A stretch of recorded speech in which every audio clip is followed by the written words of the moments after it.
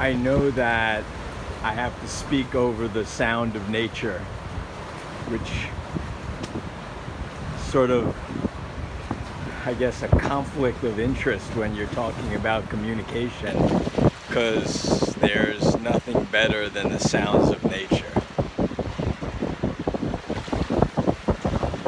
But communicating in a way that resonates with whomever you're trying to communicate with is the key to success. It's the key to happiness, because if you really care and you really communicate or want to communicate that caring, not being able to do so has to be really, really frustrating. So I think that's a great reason to want to learn more about how to communicate efficiently, effectively, and emotionally with whomever it is that you feel you need to get in touch with.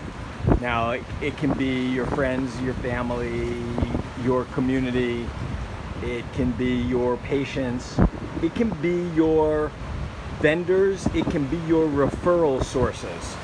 All of those can be the recipient of a better communicating you.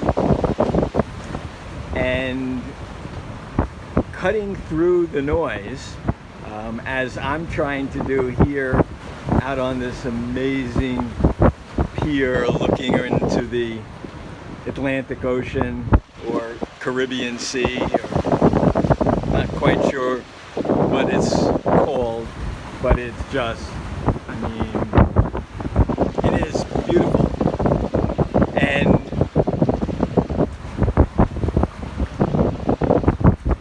where do you go to learn that? How do you do that? And that's the challenge. Some people have it come naturally. Some, like me, do not.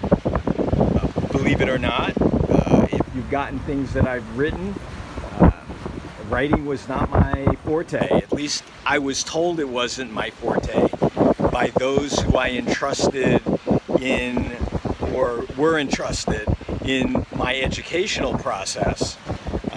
I got terrible grades in English composition, and it's probably one of the reasons that I went into healthcare, is that, well, you know, if you're bad at English, you're not that great at math, and you're really, really good at science, that's something maybe you should look into. And of course I did, fell in love, and didn't find out until years later that I actually knew how to write pretty well, knew how to communicate very well. And I think it had to do with finding the passion.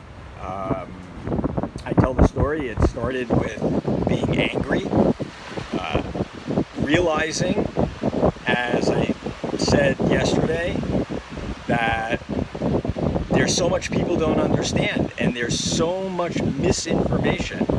And I felt obligated, as I'm sure you do, to correct that misinformation that could be leading to healthcare problems for our patients. So that was the impetus behind me writing my first book, What the Tooth Fairy Didn't Tell You.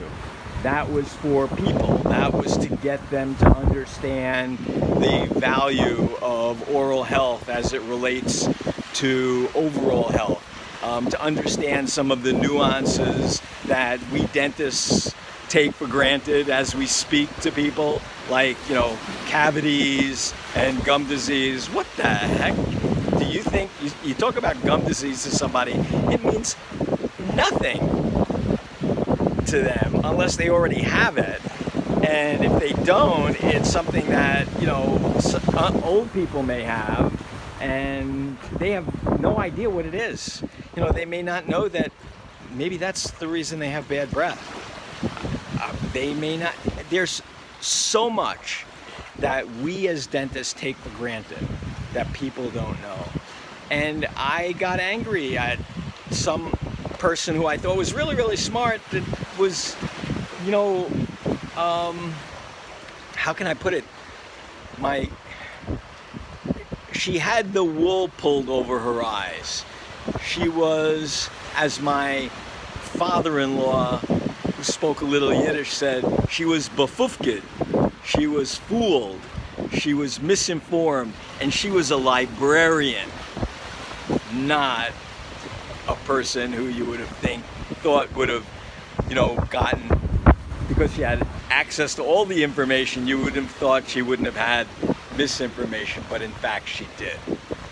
So that's what it was, my getting upset, that actually spurred my communicating career. At least hyper communicating, as some of you might think. So I just love it. I think it's great. I'm glad to bring these missives to you, and I will continue doing so, even if it may not be in as amazing a venue as this is. So be well, be healthy, be safe.